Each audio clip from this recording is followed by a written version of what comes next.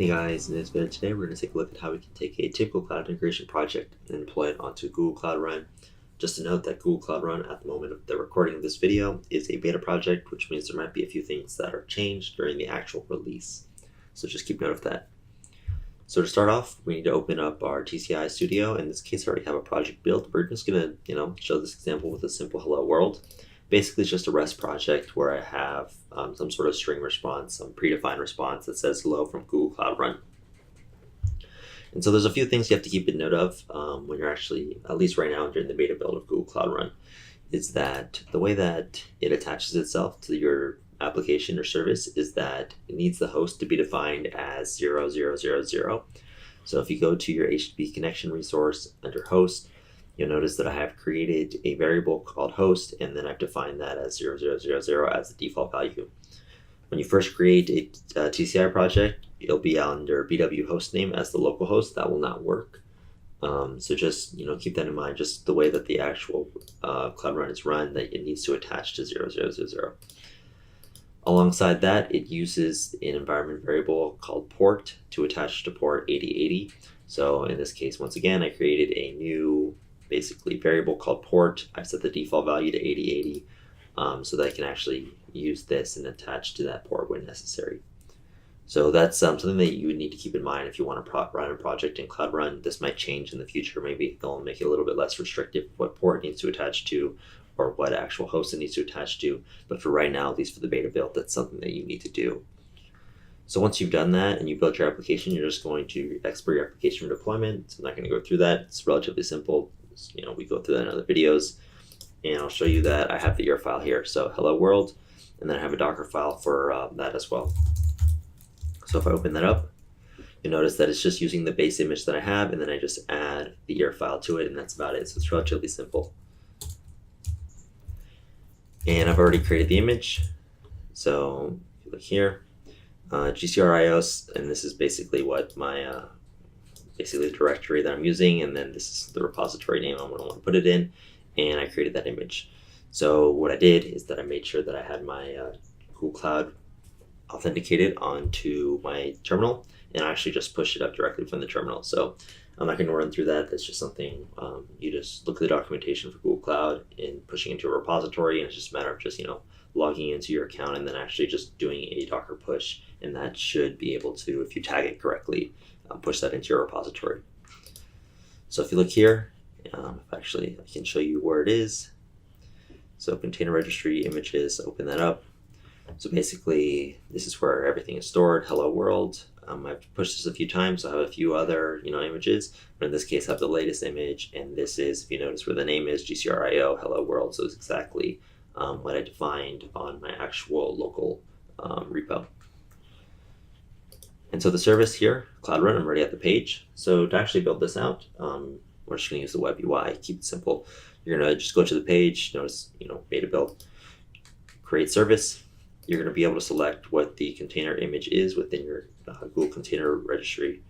So in this case, hello world, I'm going to select the latest, hit continue, and just notice it must be stateless and listen for HTTP requests on port. So once again, like I said, this is for stateless applications. So if you're, you need to make sure that that's what you're actually running, and then also that you have the ability to define what the port value is as an environment variable. I'm going to allow unauthenticated invocations just because for the sake of the demo, I just want to show you that it works, and it's a lot easier to just, allow everyone access it rather than, defining some sort of roles with IAM. Show optional settings. So I'm going to allocate memory. In this case, I'm going to allocate 2 GB just to make sure that, I don't have anything crashing or anything depending on memory issues, but just for the sake of this, usually you can run TCI applications 512 to 1 GB. So, and hit create. So what should happen is that what it's going to do is going to, create a revision. It's going to see if it can route the traffic to port 8080 on the actual URL that it creates. If it can, then the container will be healthy and we'll see an endpoint. So this could take 2 to 3 to 5 minutes. So I'm going to pause really quickly and then I'll come right back once it's actually done. So now we see that it's actually running. So when a URL has appeared, we see that the revision, it says 100% traffic deployed. You see a little, healthy. So if we check the logs out, you can actually scroll down and see what's going on. So in this case, right here. Because I've deployed this a few times before, the logs don't clear unless I add some sort of filter. But if I go all the way to the bottom, you'll see that right now or today is May 23rd. And this actual application has been deployed. So BW profile, it goes through all the different logs that you would see if you just deployed this as a standalone image in a local Docker container or maybe Kubernetes, something like that, all the same. And you'll see that it has started successfully.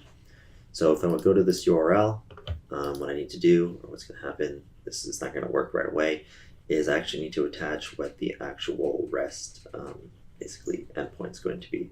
So if I go back to BusinessWorks, and then here you'll notice that the actual REST basically name is name.